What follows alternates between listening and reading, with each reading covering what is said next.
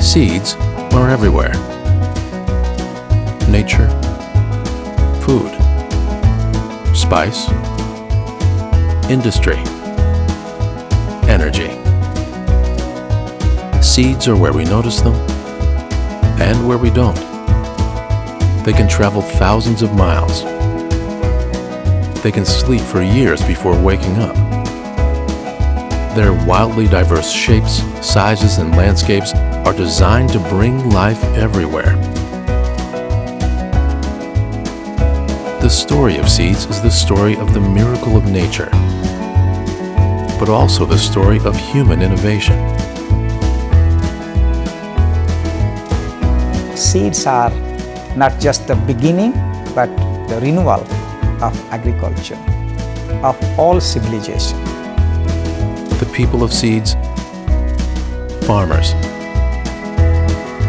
scientists, breeders, cooks, public servants, clothiers, gardeners, dreamers.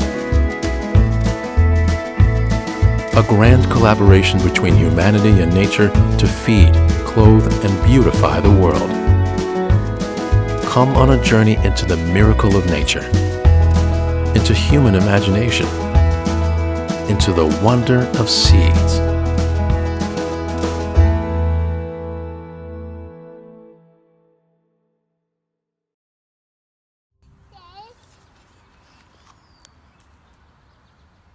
As children, most of us learn, perhaps unconsciously, the basics of how seeds get around by blowing dandelions in the summer.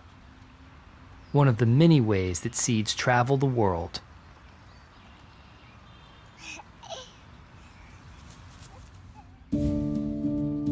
These designs for travel can be surprisingly intricate.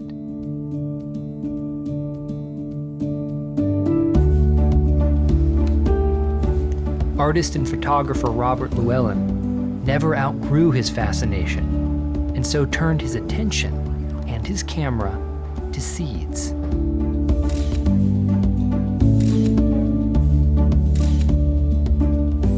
So this is the fall fruit of the sycamore tree, and it's thousands of compacted seeds, and it'll gradually turn brown over the winter, and then they all explode. And pretty much all at the same time. There is some intelligence going on. The sycamore seeds use both wind and water to find new homes. They tend to like wet feet. You'll see them growing along rivers and things, and they'll float down the stream. So you have to think about, a tree has to find a spot without being able to move itself that has light and nutrition and soil and protection. There are over 400,000 plants that produce seeds, and each one of them has a unique strategy for spreading its offspring. Scientists call this their dispersion strategy. Birds are key players in the red cedar strategy. Their seeds taste terrible, so birds don't touch them in the summer when there's lots of food. But come the end of winter, they go, I really don't have anything to eat. So they will eat them, and then they will fly and land on a fence somewhere. Probably with a bit of a tummy ache, and the seed will pass through them. And if you look from an aerial view, you'll see these fences that are covered with cedars. So this cedar has a plan. This might be sending this offspring to 10 miles away. the cedar's plan is an example of nature's elaborate evolutionary calculus that includes variables such as other competing plants, available resources such as wind and water, the presence of birds, insects, and mammals, and of course the weather. A walk through Robert's Museum of Dried Seeds highlights these designs. I save everything. I just love the shapes and the structures of all these things. This is devil's claw, and it's just lovely.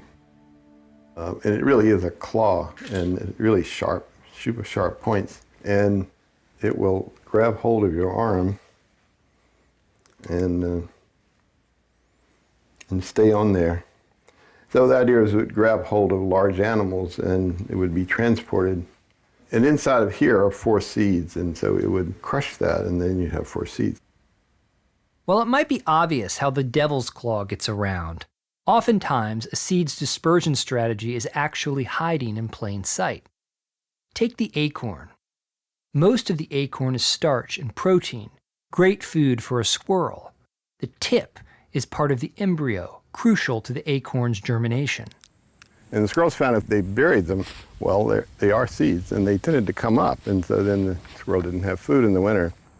So somehow the squirrel found out it could bite off the end, nip it, and then bury it. And it wouldn't grow. It would just be food. But squirrels work fast. Sometimes they don't nip the seed from an acorn they bury, and the squirrel becomes an unwitting gardener for the oak tree's next generation. The castor bean has a seed that on the end of the seed is a little piece of fat.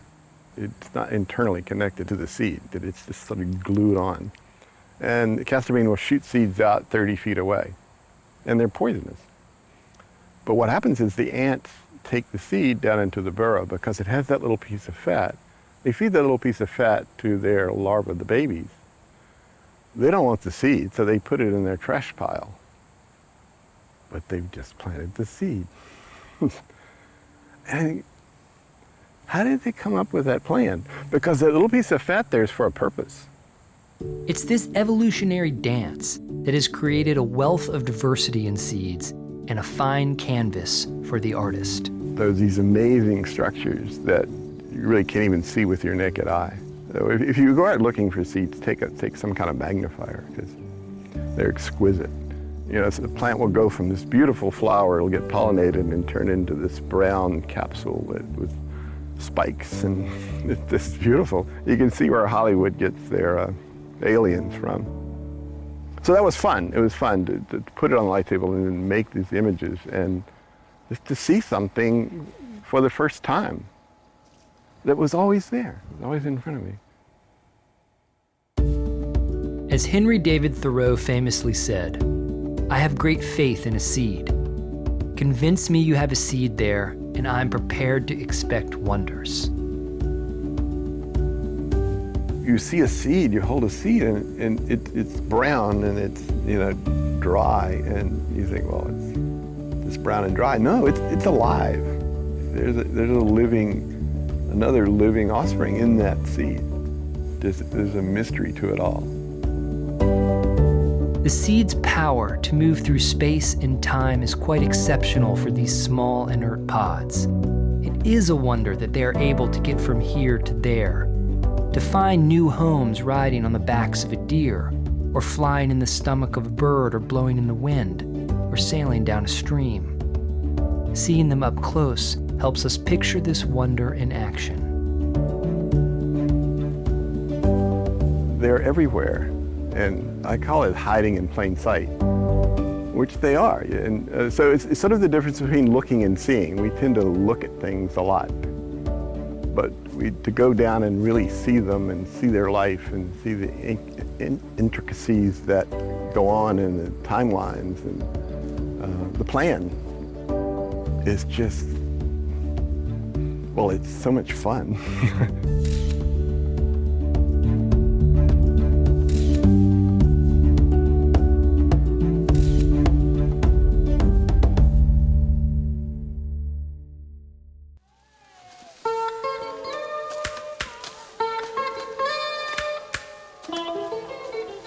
Kafu Village, outside Lusaka, Zambia.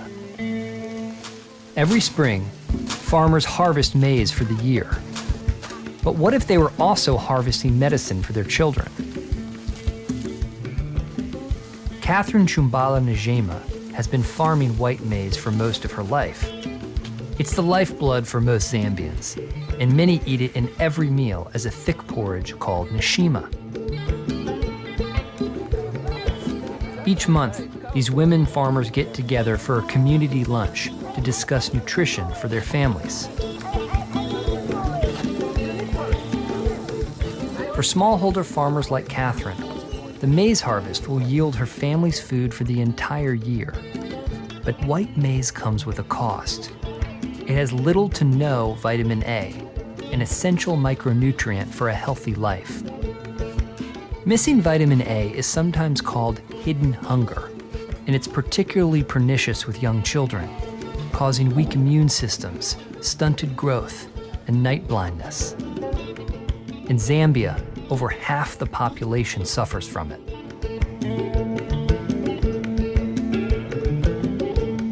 The Zambian government has tried to combat it by distributing vitamin A supplements. This is not a sustainable solution. Nor do the people here have the money to buy vitamin supplements for their families. Because in Zambia, we don't have money. So all of us, we are not eating vitamin A.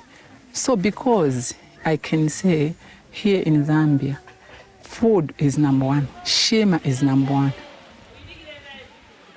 Zambia's heavy reliance on a single crop led scientists to consider if seeds could provide a solution to hidden hunger. If breeders could develop a maize seed naturally high in vitamin A, then it would itself become a type of medicine. The largest national health crisis could be curbed by people simply eating their nishima. Scientists and breeders have been developing ways to breed maize with high levels of vitamin A. They call it biofortified maize. Harvest Plus, an international organization at the forefront of the effort to biofortify foods, was founded by the World Food Prize winner Howdy Buis. Well, biofortification is the process, in our case, of using conventional plant breeding to develop high-yielding, high mineral and vitamin content plants, staple food crops, for production and consumption in developing countries. David Samazaka has been breeding vitamin A maize for many years. The key is finding the right populations to cross from the millions of varieties of maize. The crossed lines need to be high in vitamin A, need to taste good, and need to be high yielding. At the core of this breeding process is developing lines of maize that are genetically consistent for particular traits, such as high in vitamin A. Scientists call these lines homozygous. These are lines that are completely homozygous. They look weak, sick, and little. Even the kernels are small. The principle in breeding and genetics is that when I mate or cross two completely distinct lines that are homozygous, I'm going to get what is called hybrid vigor. Meaning the offspring that is going to come out of here is going to be better than the parents. And that is what we call a hybrid. This hybrid is called orange maize because the presence of vitamin A leads to an orange color, as in sweet potatoes and carrots. Developing a naturally biofortified seed can take scientists and breeders years, sometimes decades. But in the end, when done well, it can yield a type of medicine seed that leads to a vigorous, high-yielding crop containing, for example, the vitamin A needed to stave off hidden hunger. That is, if people eat it.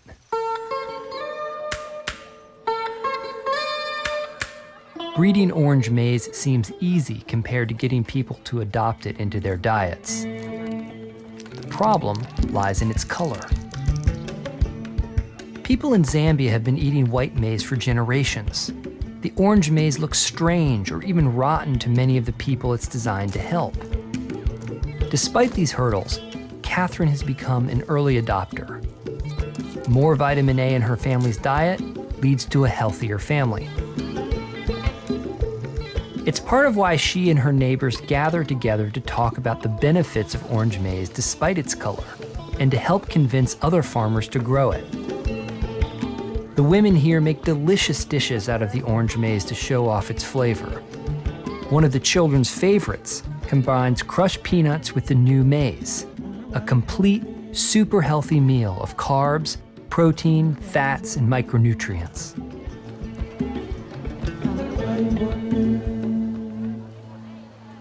Of course, for orange maize to have a national impact, it has to be accessible to everyone. Eliab Simpungwe works to secure orange maize into the commercial seed production cycle. There were 3 orange maize varieties that we released in Zambia, which we licensed to private seed companies to improve the distribution of these seeds. Now, we believe as a Harvest Plus that if we increase the consumption, utilization of orange maize, we shall be having impact on the vitamin A status of the consumers or the population in Zambia. As farmers produce more orange maize and seed companies increasingly distribute it, it also becomes available to food companies looking to improve the nutrition of their packaged products. Sylvia Banda has done just that as part of her company, Silva Foods. They aim to make healthier baby food using vitamin A fortified maize. Recently, she has started making all kinds of products out of orange maize. We said we have done very well with the vegetables, but what goes with the vegetables? We knew that it has to be starch. When the orange maize came on the market, we jumped because we wanted to use the product which has the nutritional aspect of it, together with the vegetables also, which we worked on the nutritional part. We knew that once we put it together, it will help, solving a lot of malnutrition in our country.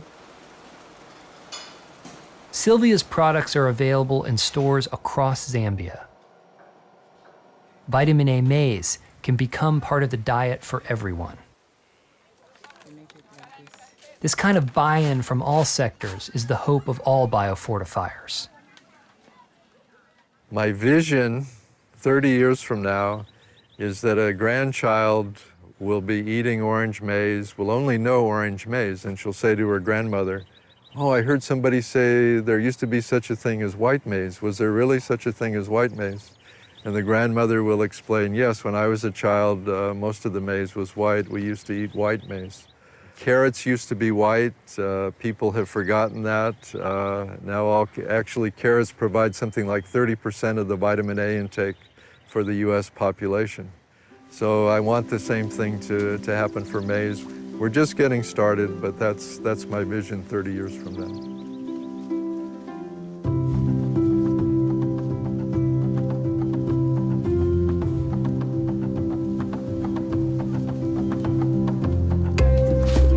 Seeds are seemingly designed to allow farmers, scientists, and breeders to solve problems like missing vitamin A. Breeding vitamin A into maize seed is, in a sense, making maize into medicine. And with women like Catherine and her neighbors helping everyone to understand the upside of orange maize, more and more people will naturally get all the vitamin A they need. A perfect collaboration between humankind and nature. What a wonderful thing this is, that we can breed maize that is so rich in vitamin A and place it in the hands of the farmers and have them grow all this crop that our children will eat and grow up without vitamin A deficiencies, the stunting problems, poor visions, poor cognitive abilities, poor immunities, all these things gone because of nutritious seed. We are lucky we had orange maize, and we're happy, and we want many people to eat orange maize with vitamin A so that they can benefit children, old people, everywhere. We can be happy. Yes.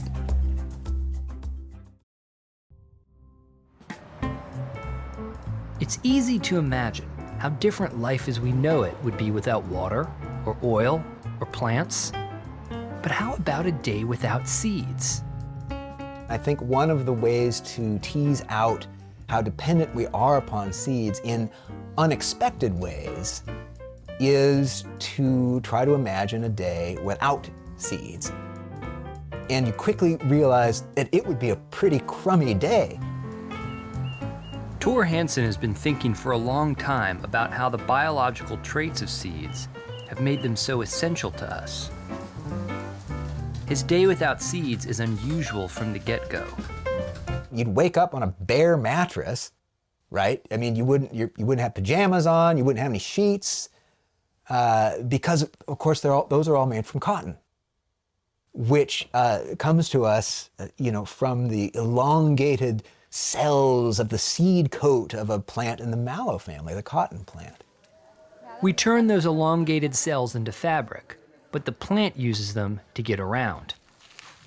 The fibers catch the wind to carry the seed away from the plant, and then gives it buoyancy to travel long distances on the water.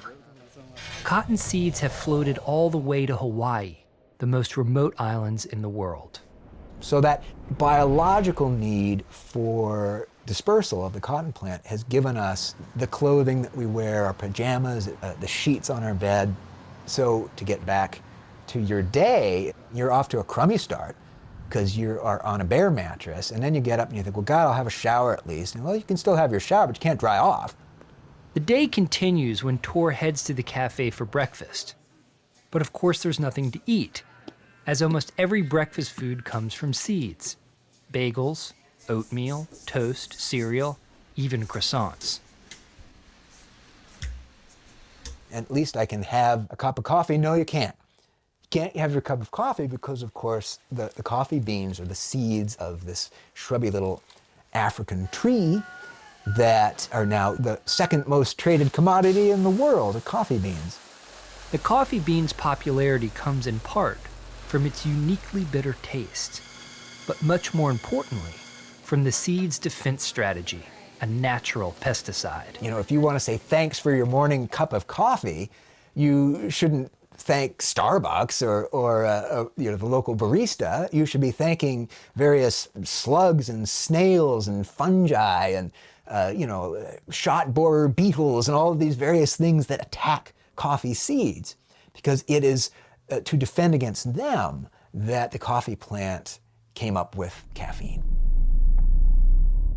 Having had no breakfast or coffee, it's time to drive to work. But without seeds, this is now a more expensive proposition. Corn is a seed made largely of starch, a sugar easily converted to an alcohol called ethanol, which is blended into gasoline. And again, it relates to that biological invention of having energy in that seed. And if you have energy in there for a baby plant to grow, that same energy can be converted into energy to drive a car.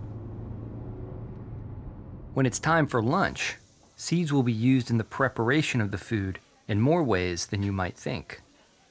In modern agriculture, a lot of animals are fed on grains, whether it's chickens or whether it's grain-fed beef, for example. Seeds, again, part of that process in a big way.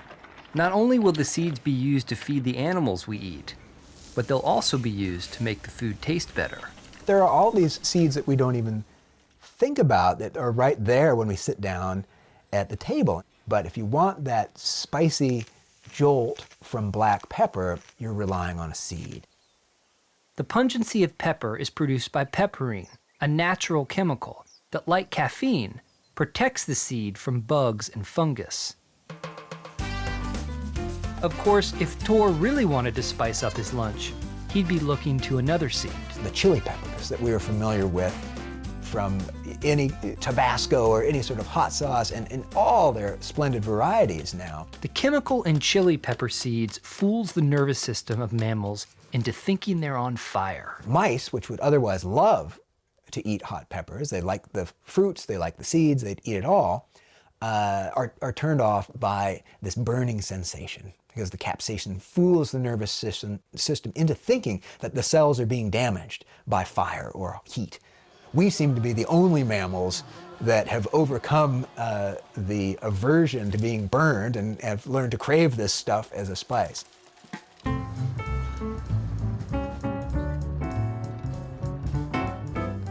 A day without seeds becomes so miserable when you realize you can't even have a bar of chocolate. Because that, of course, is another seed product. Cocoa trees create large rainforest seeds. It's really a fatty sort of thing, and that's where you get cacao butter. The fat is the seed's germination energy, but it's also the key ingredient for chocolate. The melting point of cocoa butter is, maybe 96, 97 degrees, and body temperature, of course, 98.6. So when you have chocolate, you think it's just melting in my mouth. It is melting in your mouth, because that is the melting point of the fat that is the basis of it. We don't necessarily think about a seed when we have a chocolate bar, but it is a seed product through and through. It's been a tough day without seeds. A quick stop at the local pub is in order. Unfortunately, this will be a big waste of time. One wouldn't think that that was a seed-based experience. Thank you, sir. But of course, it's an entirely seed-based experience. Beginning with the very beverage that people are here to seek out.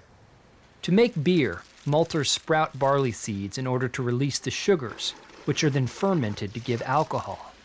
From this malt, a brewer then combines yeast and hops to make the beers of the world, now the third most consumed drink on Earth. All from the seeds of a grass. Grass seeds, in many ways, fuel the world. The seeds of grasses are grains that give us everything from wheat and rice to corn and barley. And when we get to the latter, you can ferment it and start to make beverages like beer, which is an absolutely seed-based product. Just like seeds themselves, which can be easy to miss, when we start looking, we see seed-based products everywhere. From the clothes we wear, to the food we eat, to the beverages we drink, to the spices that flavor the world. The end of a day without seeds, you would be relieved to crawl back onto your bare mattress and just shut your eyes and get it over with, and hope that you woke up again in a world with seeds where you could be cheerful again.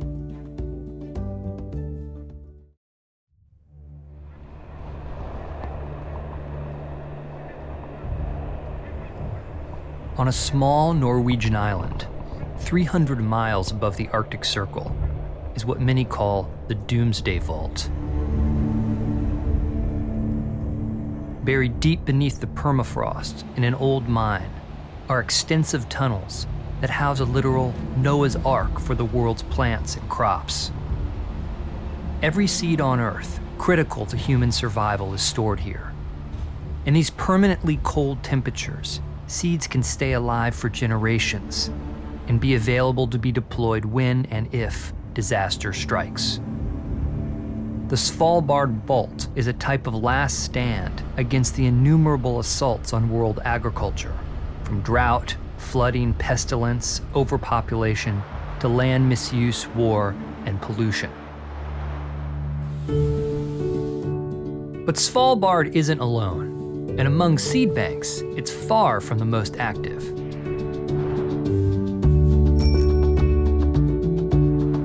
Tucked against the foothills of the Rocky Mountains, Fort Collins, Colorado is home to the U.S.'s largest and most vital seed bank, built to withstand an array of natural disasters. The tornado metal sheet on the top of the roof, the statistic I like is you can hurl a Cadillac at 70 miles an hour, it won't make a dent. Although this facility is sometimes called the Fort Knox of seeds, its main purpose is to help scientists actively respond to ongoing attacks on the U.S. food supply. Svalbard, it's an important collection. It's not the same as what we do. We curate the seeds, we distribute the seeds. The seeds that we send to Svalbard are not going to be distributed. And that is really the bread and butter of what USDA's collection is all about anyways, is making sure that these collections are there for using. Not for storing, but for using. Scientists here think of seeds as raw genetic material. They call this material germplasm.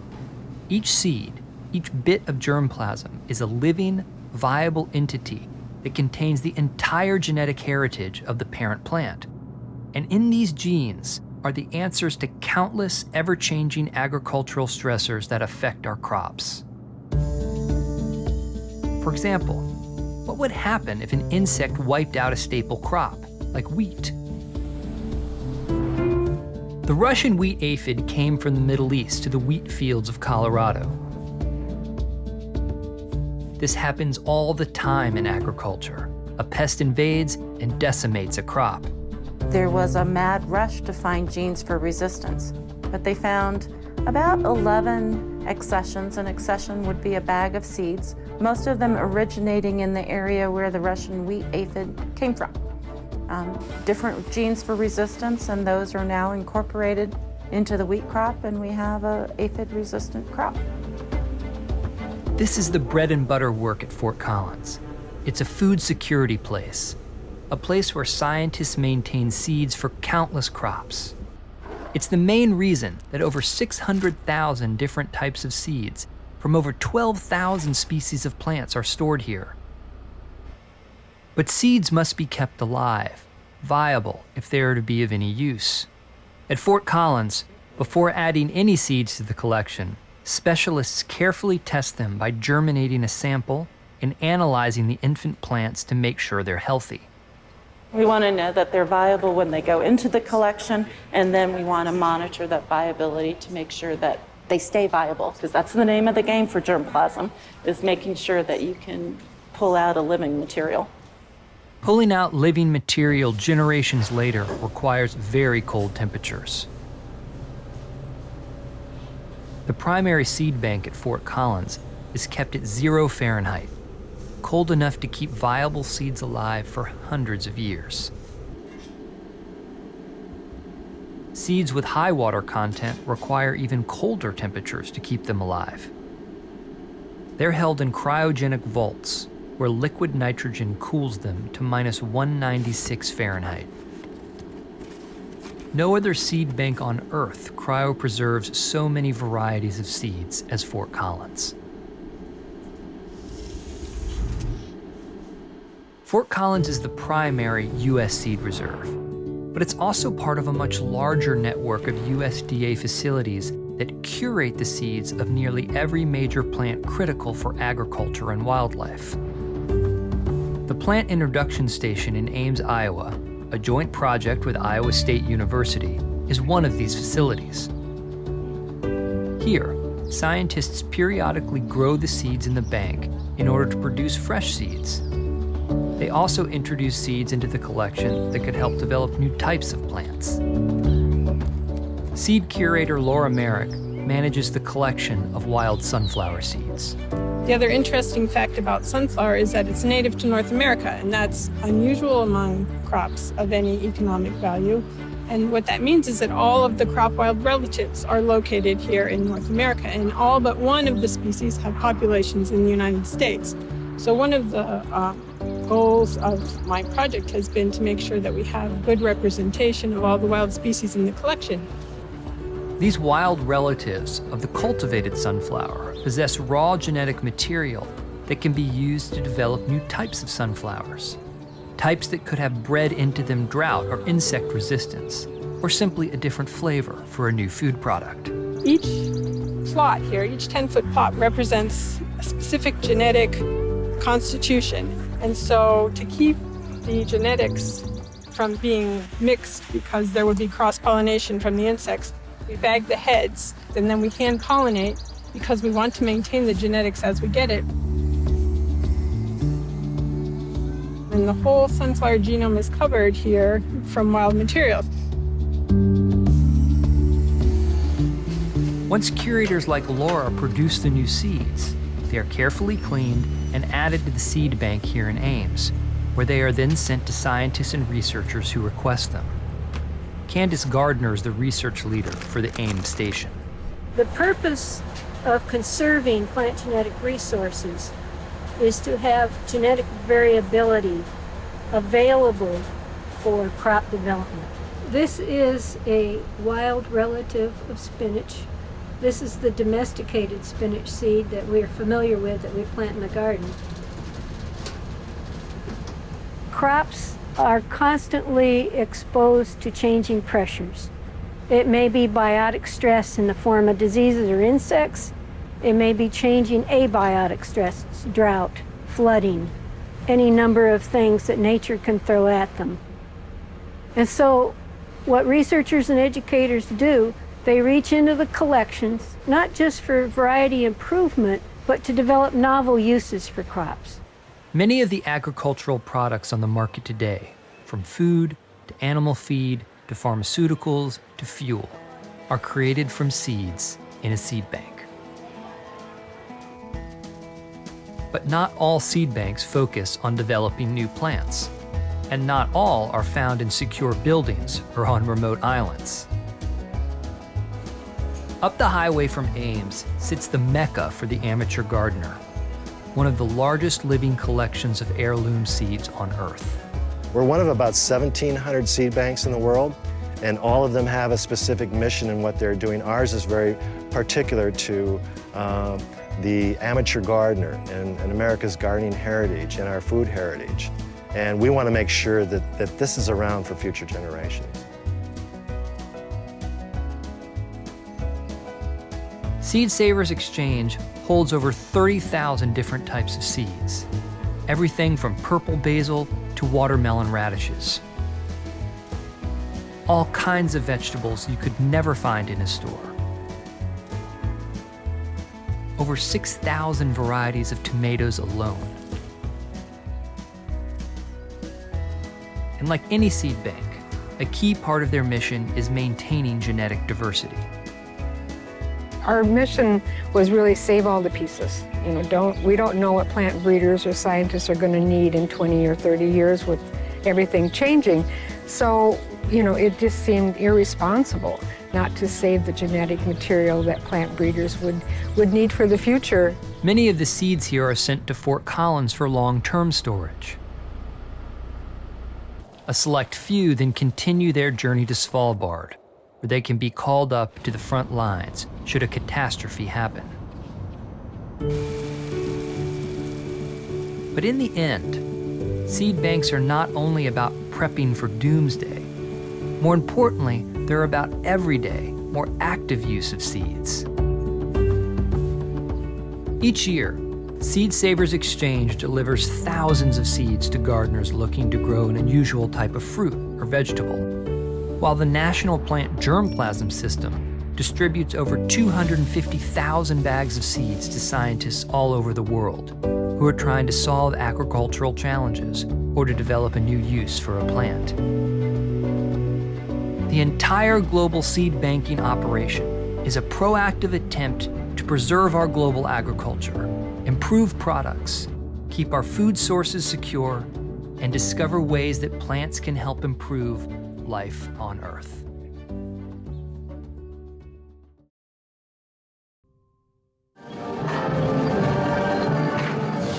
Each October, the red carpet is rolled out. Presidents, prime ministers, cabinet officials, and other dignitaries fly in from around the world. It's not Hollywood. It's not an inauguration. It's Des Moines, Iowa, and this unusual and singular event honors a fundamental of life: food.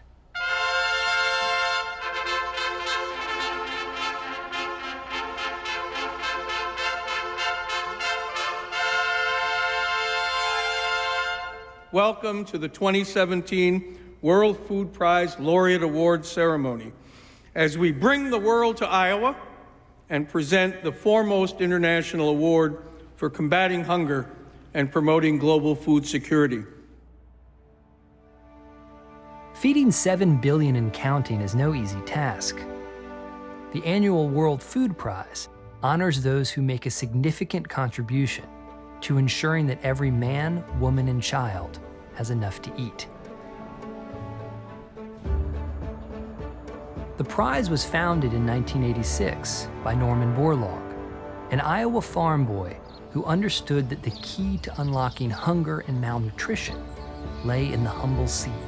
As we look ahead to the rapidly growing demands for food to supply the needs of a large and rapidly growing population, we must recognize that in many of the densely populated countries of the world at the present time, there's little opportunity for opening more land for cultivation. So the major emphasis to stay ahead on the food front must be to increase yields per hectare per unit of time. Borlaug's work led to some of the greatest advances in food production the world has ever seen. The Atlantic Monthly was unequivocal. They stated that Borlaug has already saved more lives than anyone who has ever lived. It's no wonder you can find his statue in the US Capitol. He was awarded the Presidential Medal of Freedom, the Congressional Gold Medal, and the Nobel Peace Prize. There's only 3 Americans to ever have those 3 awards: Dr. Martin Luther King Jr., Elie Wiesel, the Holocaust survivor, that farm boy from Howard County who very rarely ever wore a coat and tie, Norman Borlaug. To understand how he had such an impact on global food production, we need to go back to the early 1950s, when he travels to Mexico on assignment for the Rockefeller Foundation. In 1952, Mexican farmers are growing less than half of the wheat necessary to meet the demands of the population. One of the major causes behind extremely low yields is a fungal disease called rust. The situation is dire. More and more people are growing hungry every day.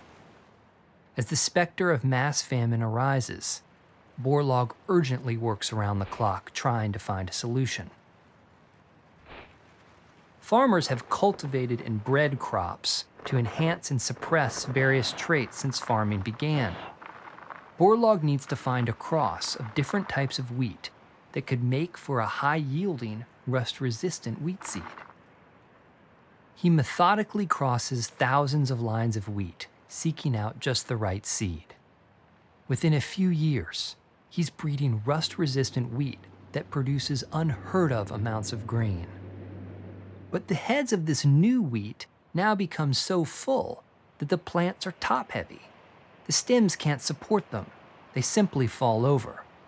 So despite his innovations, yields remain low. He became obsessed with the problem. If he could just keep plants upright, farmers would have 3, 4, 5 times as much wheat as before. The eureka moment came as a result of efforts in Japan at the end of World War II. They find a scientist there named Gonjiro Inuzuka. He produced short stem dwarf wheat, high yielding, but short with very strong stems, very strong legs. The seeds are called Norin 10. Borlaug gets the Norin 10, he plants it, and the Norin 10 is this tall. His chipotle varieties are like this. And then he marries them, he crosses them. It's the moment. It's the moment that starts the Green Revolution, because now Borlaug's new variety that he's developed in Mexico can be tall, full of grain, and the legs are strong enough to hold it up. It's the moment. This revolution proves to be a paradigm shift in food production. Within a few years, farmers grow more wheat than they ever thought possible.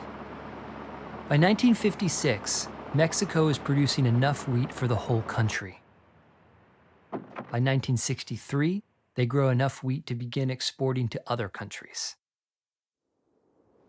For farmers, the boundaries of the possible change forever. Food security for areas of the world stuck with intractable famine didn't seem like a dream anymore. If you think about what Norman Borlaug did in Mexico, it's almost too hard to fathom what this man did. I mean, thousands and thousands of crossbreedings of wheat to try to just come up with a few varieties that were resistant to that disease rust, that were able to produce multiple heads and to grow 3 and 4 times as much wheat as they were able to do before. You know, this was unheard of. Of course, Borlaug could not have done this alone. He had many collaborators all over the world, including the first World Food Prize winner, Indian scientist Dr. M.S. Swaminathan. Dr. Swaminathan, as you can see, is holding rice. He was a rice, and still is, the most revered agricultural scientist alive on our planet today, without doubt.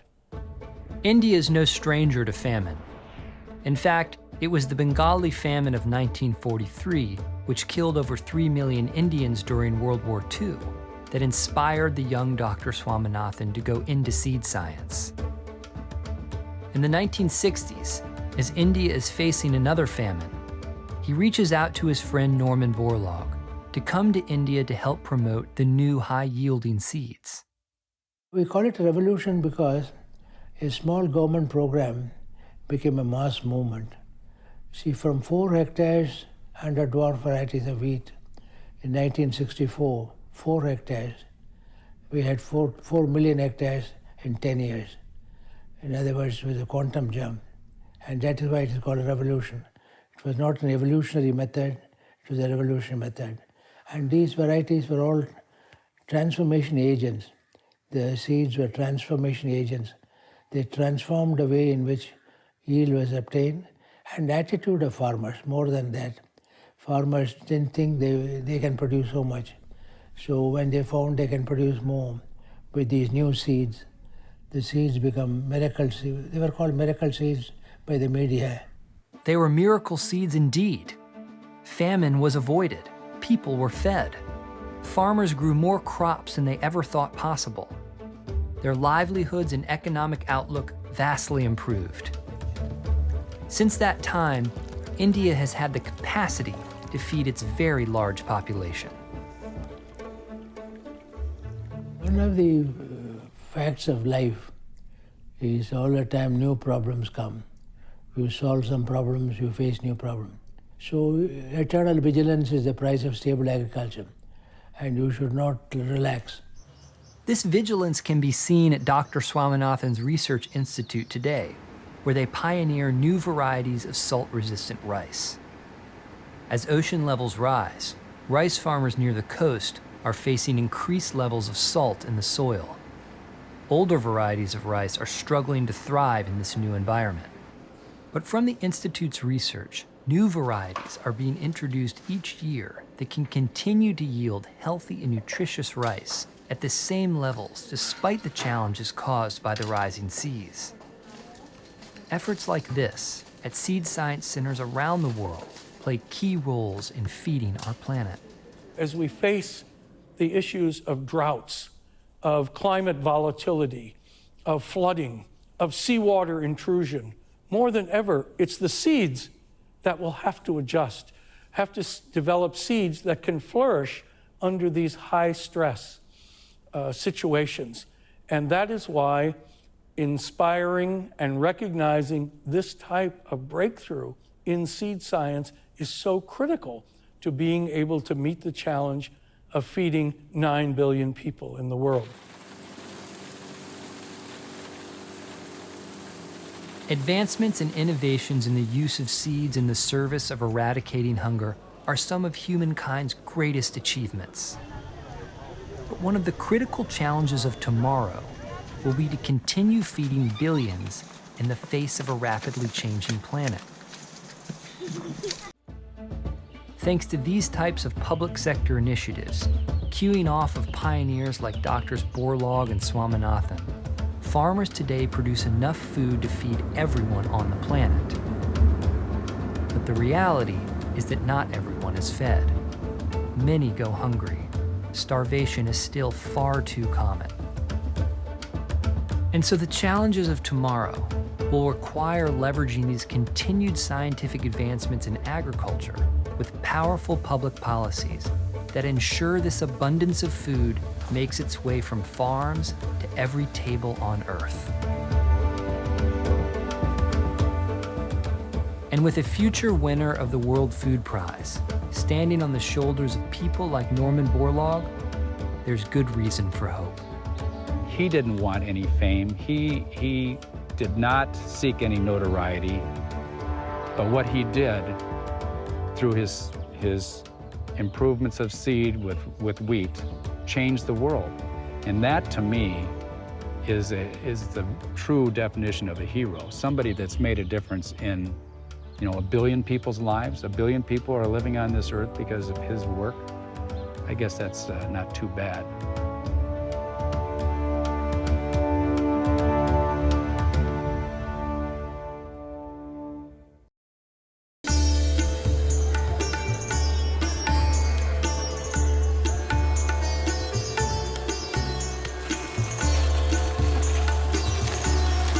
Welcome to the Guntar Chili Market, Andhra Pradesh, India. Farmers in Andhra Pradesh deliver billions of chilies here each month to be shipped all over the world. China is the biggest export market. This delivery is headed there.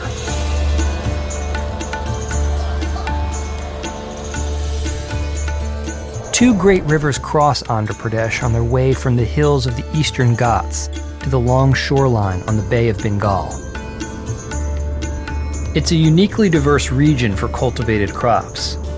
While many parts of the world specialize in a small handful of crops, Andhra Pradesh is home to over 200. Many of these crops we prize for their seeds. A tour of the state quickly reveals that farmers are the lifeblood of this region.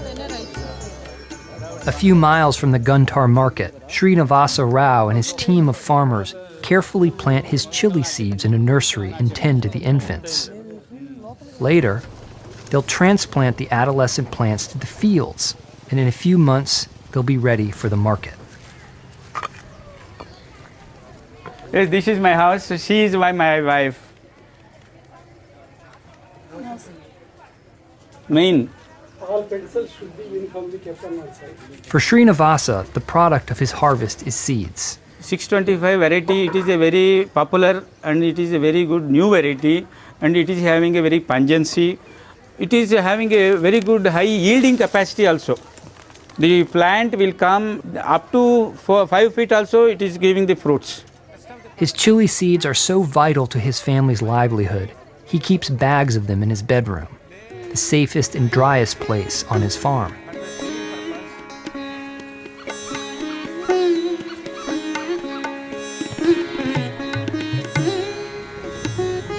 Next door to Srinivasa, farmers tend to their cotton crop.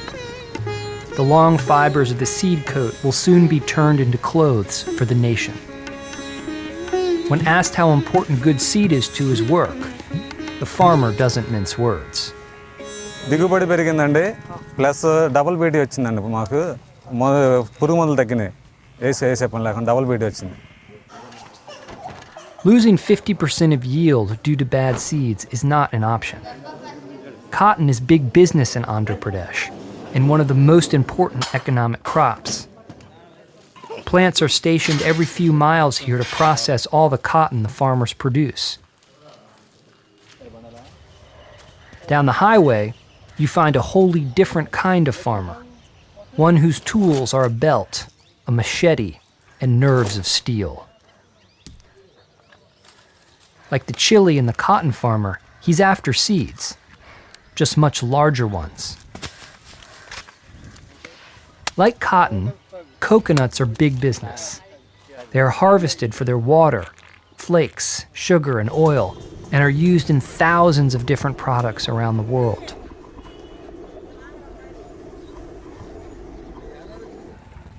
Nearby, farmers plant what is arguably the world's most vital seed product.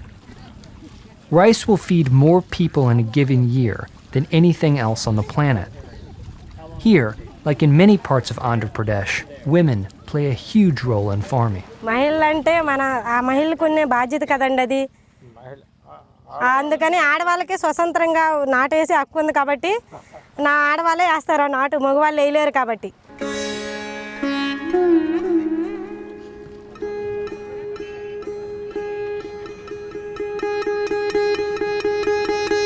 Seed's importance is obvious to a farmer. But at a local Hindu temple, we see the importance of seeds in other ways. Here, seeds are used in a religious ritual. The priests describe how each of the 9 different seeds are connected with different gods and represent attributes of the 9 planets.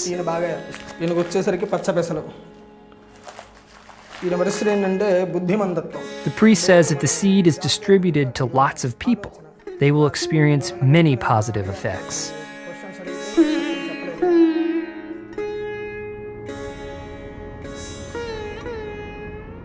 But it's not enough to simply distribute seed. You need to distribute high-quality seed.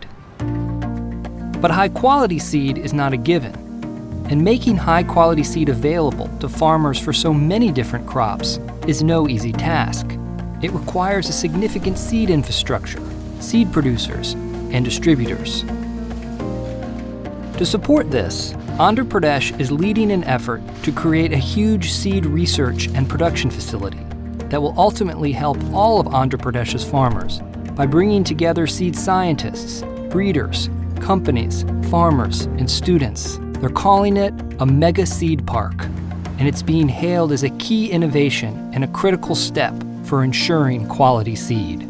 Andhra Pradesh is taking bold steps to transform the agriculture sector and set a model for others.